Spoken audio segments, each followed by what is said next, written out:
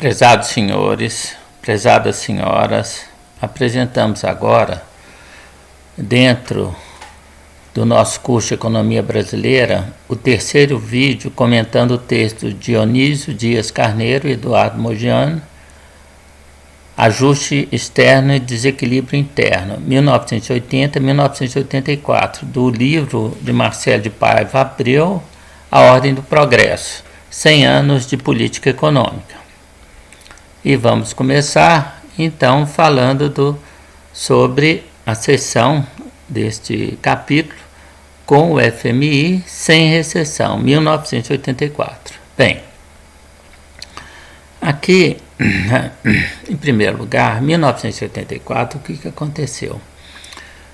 Foi o primeiro ano em que houve sinais de relaxamento da restrição externa, devido à recuperação da economia americana.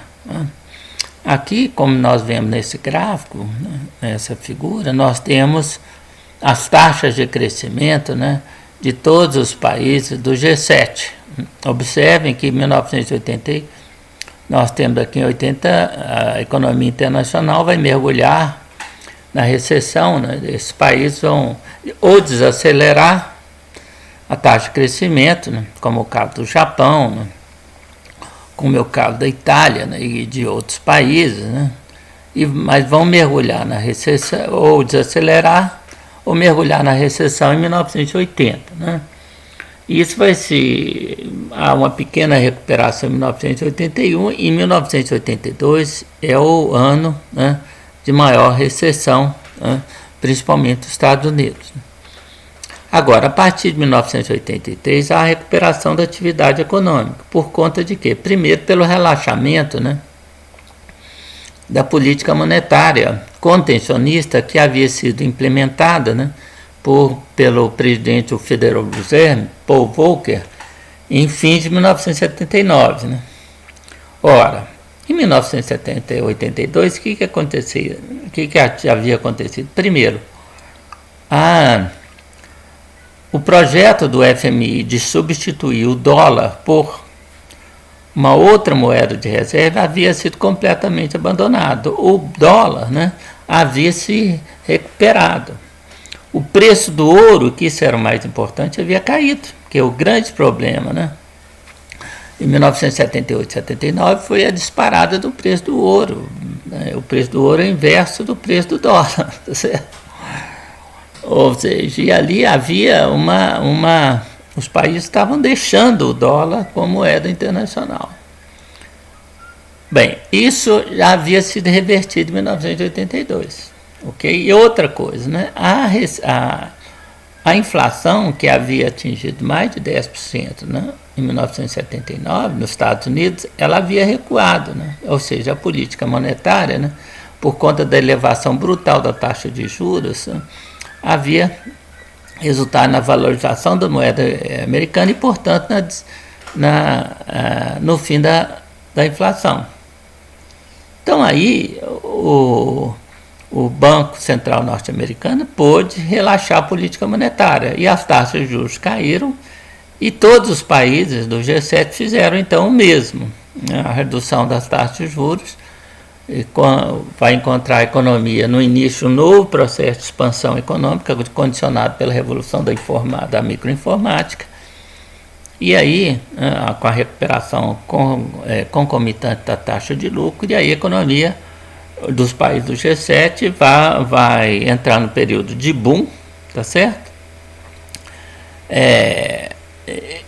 E ajudada, inclusive, como se diz aqui, como está dito aqui em azul, pela política fiscal expansionista do presidente Ronald Reagan, que assumiu o governo americano em 1981. O que fez o presidente Reagan? Fez aquilo que a Maria da Conceição Tavares vai dizer que é uma política keynesiana bastarda de cabeça para baixo. Porque ele cortou os tributos das camadas mais ricas, tá certo? E aumentou o gasto público. Então você teve, na verdade, uma redução da da carga tributária e, portanto, um aumento da renda disponível, né, e aumento do gasto de consumo e, simultaneamente, você teve um aumento do gasto público. E aí a economia americana começa a bombar. Observe aqui que está em vermelho, né? Ela passa em 1983, ela já atinge mais de 4% de crescimento, mais de 6% de crescimento em 1984, depois ela vai se manter, né? Só no final da década que ela vai se desacelerar. E aí todos os outros países vão, né, acompanhar o crescimento da economia americana. Tá certo? Então, esse boom econômico, né, vai levar a economia internacional a se expandir. E, portanto, se a renda do resto do mundo cresce, crescem as exportações de todos os países. No caso do Brasil, né, isso vai acontecer. Tá certo? Aqui está, né, o comportamento da balança comercial. Tá certo? Vamos lembrar, né, que aqui, né, em 1900, vamos lembrar que nesse período aqui, né, entre agosto e setembro de 1979 até setembro, durante um ano, né, a política econômica brasileira vai ser comandada por Delfim Neto. Vamos lembrar que o Delfim Neto, ele entrou como ministro da Agricultura no governo do Figueiredo, né? E aí o que aconteceu, né? Ele entrou em choque com o ministro, ou com o chefe da Secretaria, né, de Planejamento da Presidência da República, que na verdade era uma espécie de super-ministro da Economia, que era o Mário Henrique Simas, né, que não aguentou a pressão em agosto de 1979, pede demissão. E aí quem vai ocupar a Secretaria da Presidência da República vai ser o senhor Antônio Delfim Neto, né? O Galvez vai para o Ministério da Fazenda, mas ele, na verdade, quem vai mandar, o super-ministro, na verdade, se tornou o ministro Delfim Neto, né? A Secretaria da Presidência da República. E aí, ele vai pisar no acelerador da economia. Ele, pelo visto, queria repetir o que aconteceu em 1967, quando ele entrou, né, como ministro da Economia do governo Costa e Silva, e ele abandonou as políticas contencionistas do PAEG. Ele vai adotar uma política monetária expansionista, contrariando o que aconteceu em 1966. Foi uma política monetária extremamente contracionista, né? Ele vai também aumentar o gasto público através do investimento, vai ser um monte de coisas, e aí a economia internacional, a economia brasileira, né, ajudada aí pelo boom da economia internacional, entra no período do milagre econômico, e parece que ele esperava fazer a mesma coisa. É claro que quando ele esboça essa política, né, concomitantemente, né, que ele pisa no acelerador, o Paul Volcker, né, dá o choque, o choque de juros. E aí, na verdade, né, nós estamos em agosto de 1979, né, a crise do petróleo já estava se esboçando, o segundo choque do petróleo, por causa da descontinuidade da produção de petróleo no Irã, por conta da revolução, né, iraniana, que vai depor o Shah Reza Pahlavi, né? Ela vai começar no início de 78, e no início de 79 o Reza Pahlavi já sai, né, do país, e aí os revoltosos ocupam Teherã e cai o governo, né? Bom, e isso começa, então, já tem um processo de redução da produção iraniana de petróleo, né? Mas no final do ano é que vai realmente ver o choque, o segundo choque, os preços do petróleo vão se elevar, né? Mas apesar disso, apesar do choque do petróleo e do choque de juros, ambos de fim de 79, né, o senhor Delfim Neto manteve a economia, manteve o pé no acelerador.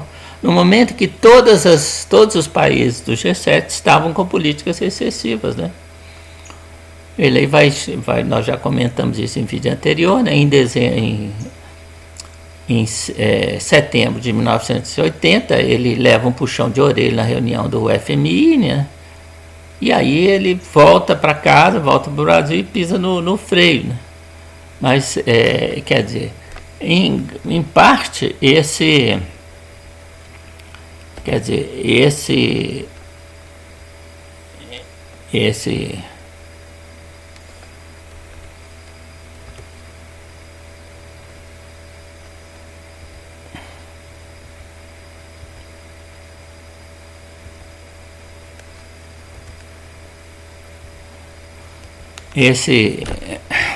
o déficit da balança comercial em 79, em 1980, né, em parte é culpa do senhor Delfim, tá certo?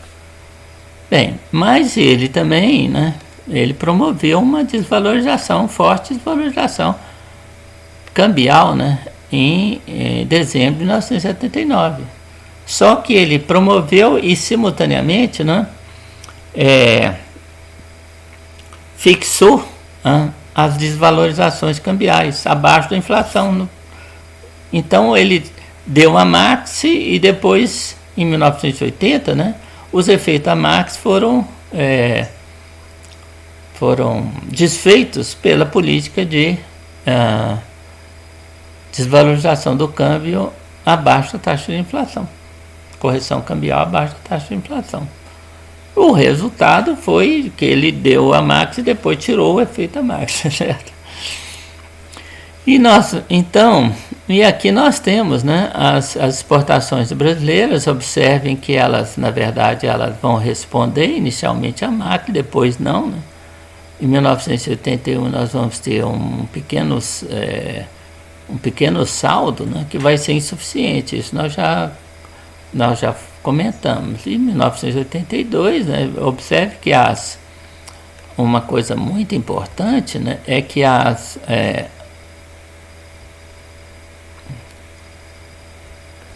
durante todo esse período, né, a partir então de dezembro de 1980, né, nós temos uma queda, a economia foi julgada na recessão e, portanto, as importações vão cair, mas isso não é só por conta das importações, né? Nós vamos ter também a substituição de importações devido ao aumento da produção de petróleo pela Petrobras, né? E também das políticas de conservação de petróleo, o caso do PROAL, que nós vamos falar um pouco sobre isso, e depois também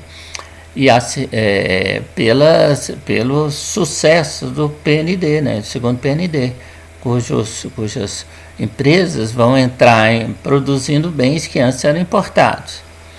E em 1980, e aí nós temos, né, em janeiro de 93, né, a segunda marca de desvalorização, tá certo? Bem, então, tá aqui. E aí isso aqui é que vai acontecer, né? Nós estamos em 93, 94, né? As exportações passam a crescer aceleradamente, tá certo? Por conta da recuperação da economia internacional. E aí o saldo que está aqui em rosa choque, né? Observe que nós já temos um saldo de 81, né? E o saldo passa a ser crescente a partir de 83. Aí se resolve o problema, né, da restrição externa, né? Aqui está no caso das exportações de manufaturados. Respondem ao enriquecimento do comércio mundial, liderado pela recuperação norte-americana, estimulando a demanda no setor industrial e via efeito multiplicador do resto da economia. Quer dizer, a economia brasileira, isso são as economias e as exportações de manufaturado, né? Observem que elas começam a crescer já a partir de 79, né? Aqui está em 82, elas vão cair de 81 a 82 por causa da recessão mundial, mas depois elas explodem, correto? E são manufaturados, né? As exportações dos semi-manufaturados, que estão em rosa choque, né? e a extrativa mineral. Bem, e aí em fevereiro, 27 de fevereiro, o FMI dá um novo waiver. O que é o waiver? É um perdão. Ou seja, que o Brasil não havia cumprido determinadas metas, né? Mas nós já falamos que essas metas, às vezes, são metas, né? São metas de instrumentais, que aí, vamos dizer, em princípio, o Fundo Monetário Internacional poderia reclamar do seu não cumprimento, né? Que estaria demonstrando o insuficiente comprometimento do país com as políticas de ajuste, mas também, né, o Fundo Monetário cobra de resultados que dependem aí da teoria econômica que se utiliza, né? Você é monetarista, você corta a oferta de moeda, né? Cumpriu a meta de cortar a oferta de moeda em termos reais, reduzir a relação moeda sobre o PIB em 30% no ano, você compra. E a inflação sobe. Aí o Fundo Monetário Internacional fala que você não cumpriu. Ora, a relação entre moeda e nível de preços, né, depende do modelo que você está usando. Se o Fundo Monetário Internacional não pode cobrir, não pode cobrar disso, né, porque se ele usa o modelo errado, se ele manda você cortar a oferta de moeda e você elimina o déficit público passa a ser o déficit operacional, né, nós já vimos sobre isso, né, passa de ser 5% para zero. Você acabou com o déficit operacional do governo. A relação moeda sobre PIB caiu de 30%. E a inflação dobrou. Poxa, isso significa que o modelo que você está articulando, oferta de moeda e déficit público com inflação, é errado. O país não é obrigado a usar o modelo adequado, principalmente quando é o do FMI, né? O FMI é um modelo ideológico, que vai dizer que a inflação tem a ver com excesso de oferta de moeda e com déficit público, que não é verdade, né? Não existe essa relação, a relação é super tênue, né? Nós não temos tempo para desenvolver isso aqui, né? Mas então, o FMI entendeu que o não cumprimento de diversos critérios de desempenho fora motivado pela interrupção da entrada de recursos externos por vários meses, devido à suspensão de acordo com o fundo e a demora de se obter financiamento externo adicional, em 1983. Vem a quinta carta de intenção, né, de março de 1984. Esperava que a taxa de inflação cairia pela metade de 1983. Né? Cairia para 100. Isso não aconteceu. Então o Brasil teve que mandar uma sexta carta já em setembro, porque a inflação superou a meta. Poxa, mas a inflação, o governo tem controle sobre a inflação? Né? Ele tem controle, teoricamente também não tem, mas teria controle sobre as variáveis instrumentais. Né? E as exportações aumentaram, né? Que vai levar à recuperação da economia. O PIB cresceu 5,7% e a produção industrial 7%. Os salários reais subiram. E a inflação ficou em 223%. Né? Não cumpriu a meta. Né? O aumento de 160% da produção de petróleo, o Petrobras, né? Em relação a 1974, 80, porque agora ela está investindo na prospecção de petróleo, coisa que ela não fez durante o período do milagre, porque o governo achou que ela era uma empresa estatal e tinha que se comportar como uma empresa privada, e ela o fez. E a empresa privada, né, não faz planejamento de longo prazo, não tem concepção das necessidades do país, ela está interessada no lucro. Foi o que a Petrobras fez, né? E aí ferrou o Brasil. É isso que a empresa privada faz. Que é o quê? Em relação a 1974, 80, né? A porcentagem da produção nacional do consumo subiu de 20%, 21%. Ou seja, 80% praticamente da produção de petróleo era importado em 1981, do consumo de petróleo era importado. para 42%, ou seja, caiu de 80%, praticamente 79%, para 58%, uma queda substancial, né? Queda de 4 bilhões na importação de petróleo. E a inflação? Apesar da recuperação da produção agrícola, vamos lembrar, né, que o Dionísio Dias Carneiro atribuiu a aceleração inflacionária, né, em ano anterior a desvalorização cambial, e aí ele está completamente certo, né, e ao problema agrícola, ok, pode dizer que estatisticamente sim, mas aí o que aconteceu? A produção agrícola subiu, a inflação não, porque a inflação não tem pouquíssimo, ela tem algo de curtíssimo prazo, ela tem a ver, né, com um problema de safra agrícola. Mas se você tem um problema de safra agrícola no ano, se no outro ano você tem um problema, você tem um inverso, uma safra muito boa, os preços deviam cair, né? Esse é o raciocínio.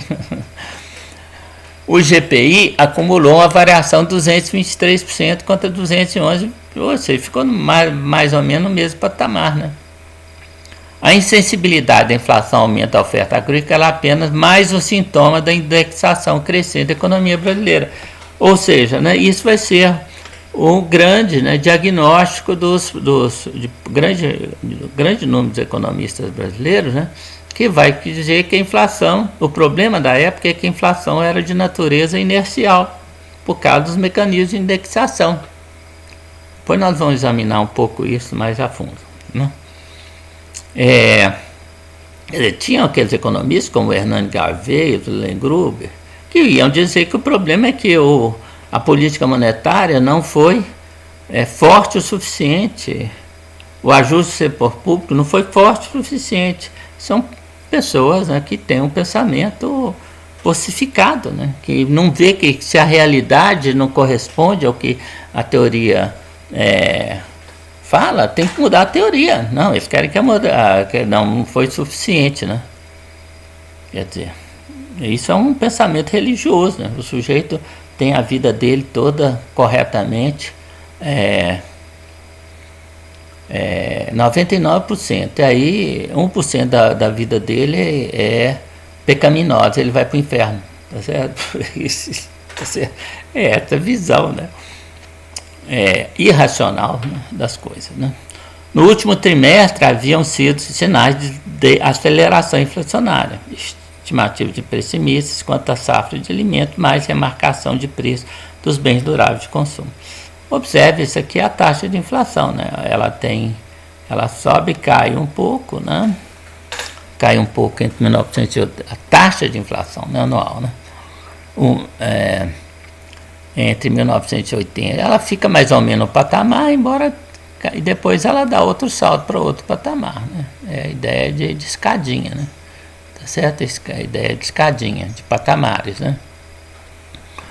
Bom, e aqui uma coisa muito importante é que o pensamento conservador finge que não existe, né? Finge que não existe, é o negócio do lixo.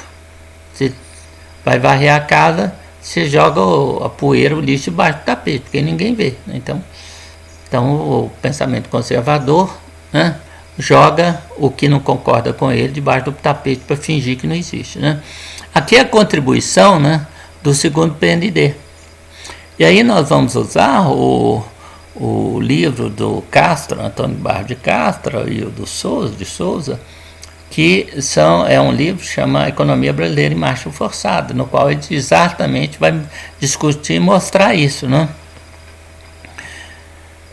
Que o resultado do balanço de pagamento de 1974, os resultados mostraram que a estratégia de longo prazo seguida depois do primeiro choque do petróleo estava pagando dividendos.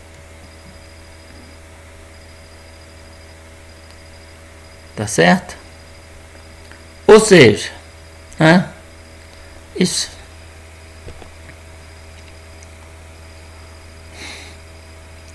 O que aconteceu, né? O coeficiente de importação caiu, né, de 6%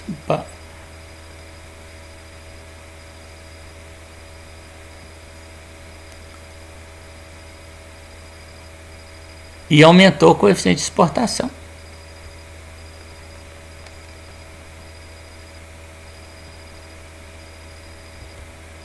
na medida em que a maioria dos projetos associados ao ajuste estrutural de longo prazo começou a funcionar, ou seja, o segundo PND agora está funcionando, né?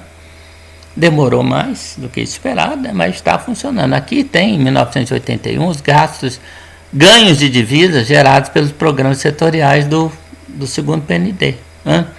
Observe que já são quase 3 bilhões, né? 2,7 bilhões em 1981, em 1984 já tem 7,4 bilhões por ano, ou seja, resolveu o problema externo brasileiro, né? Grande parte, a maior parte, né? A exportação de produtos agrícolas e a exportação de produtos, bens duráveis de consumo, automóveis, né, também contribuíram, tá certo? Mas grande parte foi sem o segundo PND, o problema teria persistido, né? Aqui tem a queda dos coeficientes de petróleo. Observe, em 1980, o coeficiente de importação, né, quase 16%, né, grande parte é petróleo, né? E aí vão cair, né? Nós separamos até 85, né? Observe que o grande 85 a situação foi melhor ainda, né? Mas observe que a tendência é muito clara, né? Né? Uma redução enorme, né? Você pode dizer 16% da coeficiente de importação para 10%, mas grande parte disso é petróleo, né? Se você tira o petróleo, né, você sai de 9% em 1980, né, para 4%, menos de 4% em 1985. Ou seja, o Brasil aqui não precisa do resto do mundo. Tá certo? Para sobreviver precisa de 4%, né? Ao todo 6%, depois vai cair ainda mais, né? Quer dizer, aqui, o que você tem aqui, né? Observe, você tem 4% do produto interno bruto. É o seu coeficiente. Você precisa de importar 4%. Você não depende do resto do mundo de nada.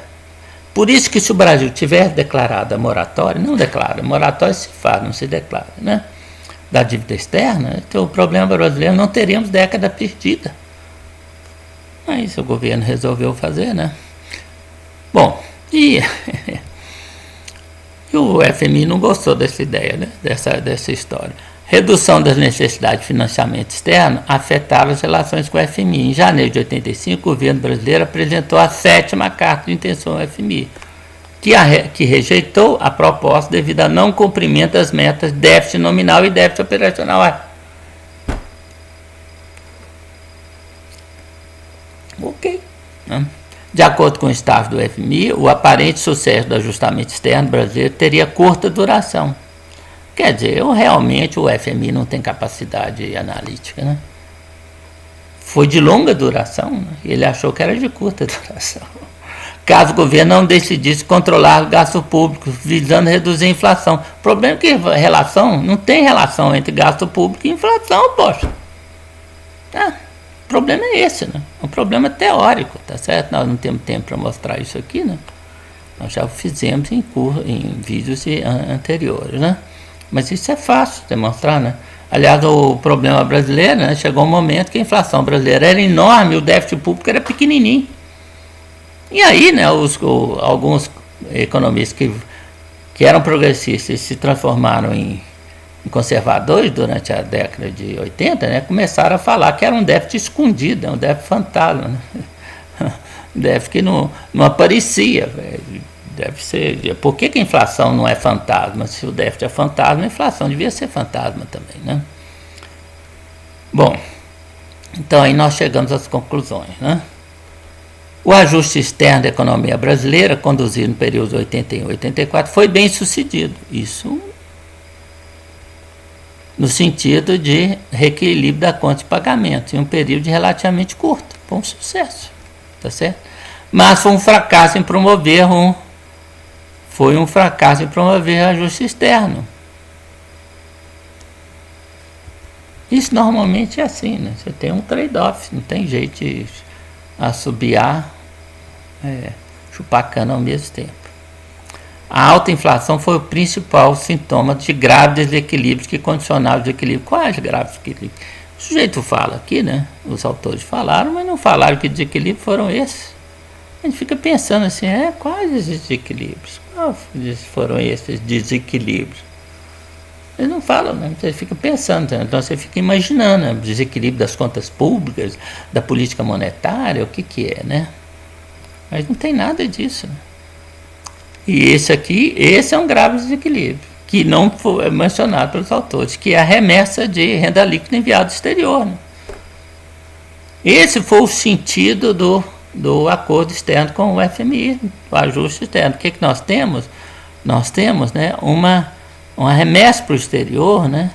Isso aqui é o resultado dos investimentos externos, do endividamento externo, né? Que nós já falamos, mostramos que na década de 70, né, grande parte desse financiamento externo não foi para bancar não foi para bancar o segundo PND, né? Grande parte foi para manter, para aumentar as reservas internacionais. É como você tomar dinheiro. Quem mostrou isso foi o Paulo Davidoff Cruz, né? É a mesma coisa que você tomar dinheiro emprestado para manter, né, dinheiro no caixa do banco. Foi o que o Mário Henrique Simons fez, foi o que o Antônio Delfim Neto fizeram. Grandes economistas, muito competentes, né? Então, e o senhor Mário Henrique Simons ainda cometeu o grande erro, né, erro crasso, de deixar que o Brasil se endividasse a taxa de juros flutuante, né, vinculada à taxa LIBOR e à taxa Prime Rate. E quando a taxa de juros explode com com o choque dos juros, em fim de 79 do Paul Volcker, nós tivemos que pagar o pato, tá certo? E o pato tá aí, ó, remessa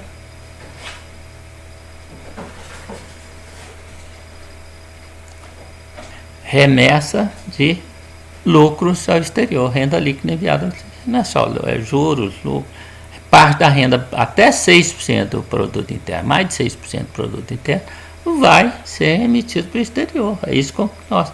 Esse foi uma das causas, né, da década perdida, inclusive da inflação, né? Se bem que para mostrar isso nós temos que fazer todo um estudo, né? Bom, as referências, né, basicamente o estudo do Abreu, né, Marcelo de Paiva, desculpe, né, o livro do Carneiro, o capítulo, né, do Dionísio Dias Carneiros e do Modiano, né, que está na página 322 a 346 do livro Ordem do Progresso, Marcelo de Paiva Abreu, e o livro do Antônio Barros de Castro, que nós pegamos apenas uma referência, tá certo? Economia brasileira em marcha forçada, né? Então, com isso, nós terminamos mais esse capítulo, né, do curso de Economia Brasileira, referente ao ajuste externo e desequilíbrio externo, 1980-1984.